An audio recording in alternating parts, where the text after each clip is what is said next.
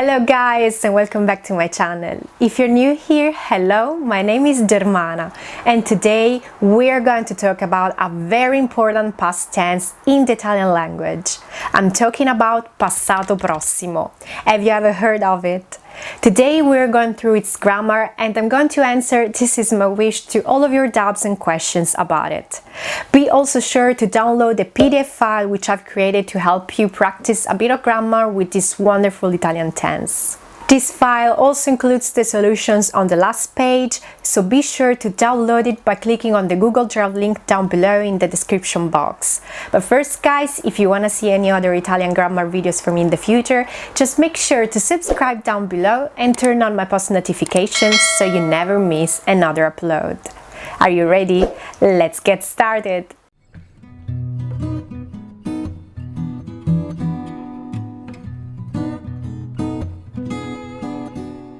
So first of all, let's talk about all the cases in which we would use Passato Prossimo.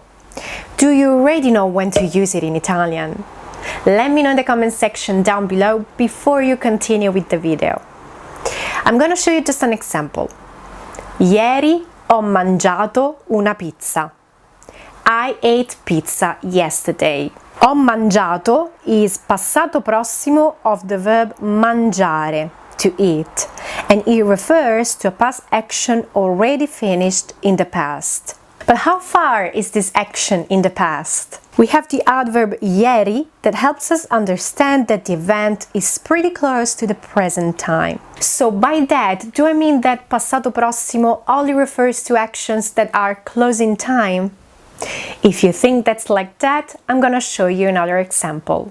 I miei bisnonni sono nati nel 1890.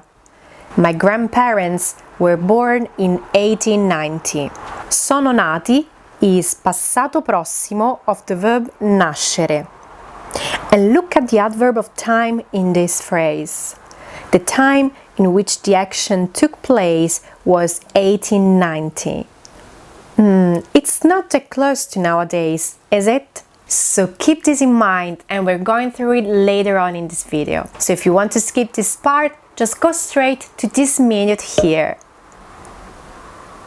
Now I want you to focus on the forms of passato prossimo we've seen so far. Let's come back to our previous example. Ieri ho mangiato una pizza. As we've seen, this is from the verb mangiare. Let's conjugate it together. Io ho mangiato. Tu hai mangiato. Lui, lei ha mangiato. Noi abbiamo mangiato. Voi avete mangiato. Loro hanno mangiato. Do you notice something in particular?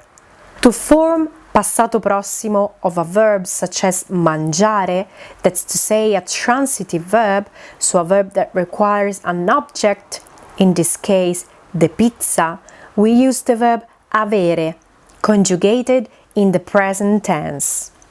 Io ho, tu hai, lui, lei ha, etc.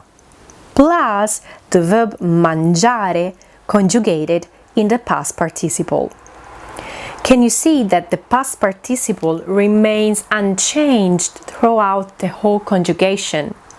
That's a feature of a transitive verb conjugated in passato prossimo. Let's see another example. Caterina ha incontrato Marta al parco la settimana scorsa. Caterina met Marta at the park last week. Ha incontrato is passato prossimo of the verb incontrare. So how would you conjugate this verb in passato prossimo? Pause the video and think about it. If you want, you can write down in the comment section the conjugation you think is the correct one. Okay, we have io ho incontrato. Tu hai incontrato. Lui, lei ha incontrato.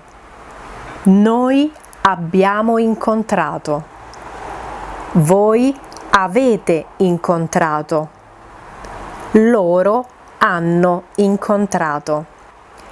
Here again we have the verb avere conjugated in the present tense plus the past participle of the verb incontrare. Let's now come back to another example we've seen. I miei bisnonni sono nati nel 1890. Guess what's the verb in this sentence? We have sono nati. Yes, it's nascere, to be born. What else can you notice that differs from our previous examples? We are using the verb essere as auxiliary verb this time, rather than avere. Let's compare the two examples to better clarify. Caterina ha incontrato Marta al parco la settimana scorsa. I miei bisnonni sono nati nel 1890. In the first example, we use the verb avere because incontrare is a transitive verb, so that you always meet someone or something. Incontrare qualcuno or incontrare qualcosa.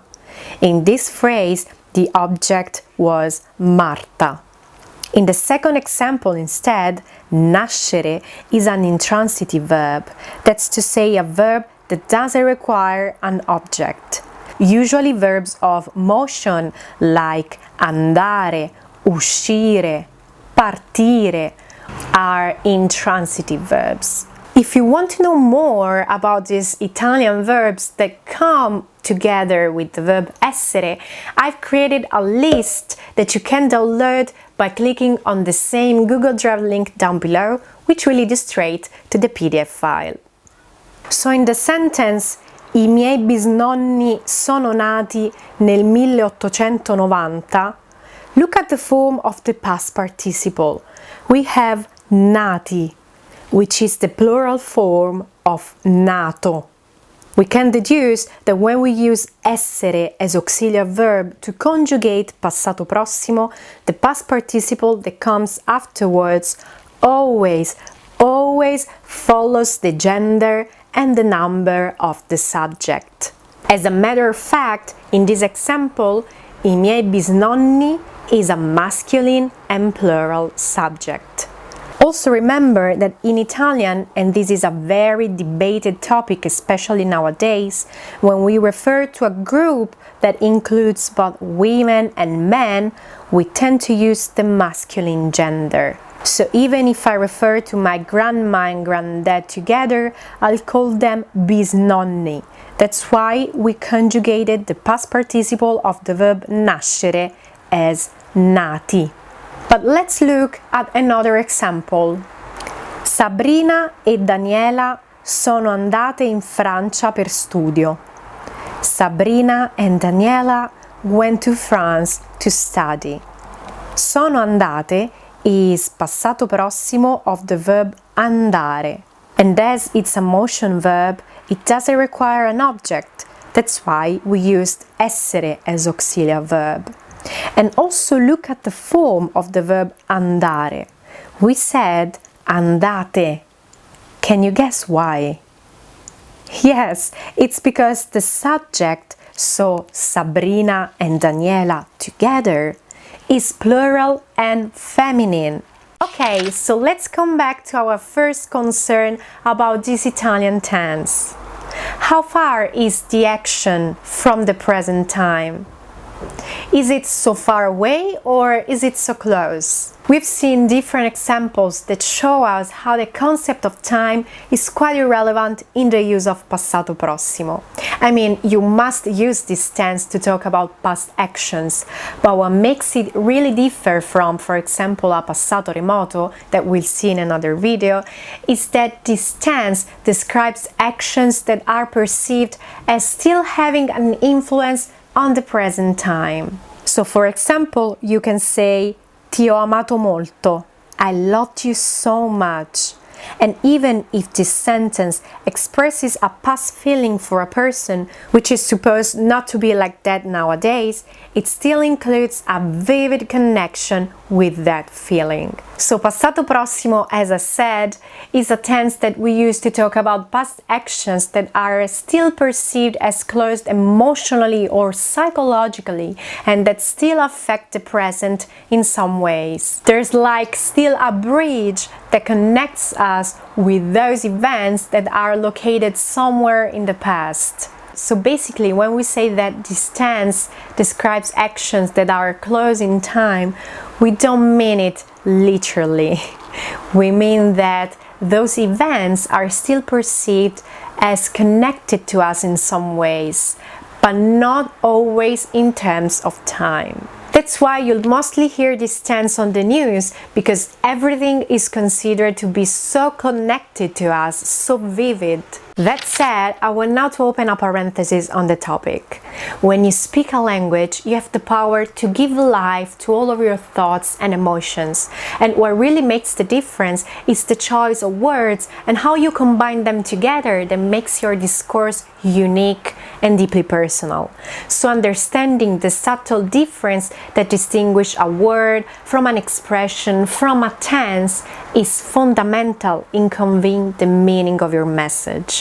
When, for example, you choose to use passato prossimo, you have to be aware of the meanings that this tense bears with itself. Because, for example, you can be talking about what you did last year, and by using passato prossimo, you're telling your interlocutor that there's something still on the go with that event, that it's still alive. So I definitely think that studying languages really opens our minds and makes us even more aware of the power we have to express ourselves through language.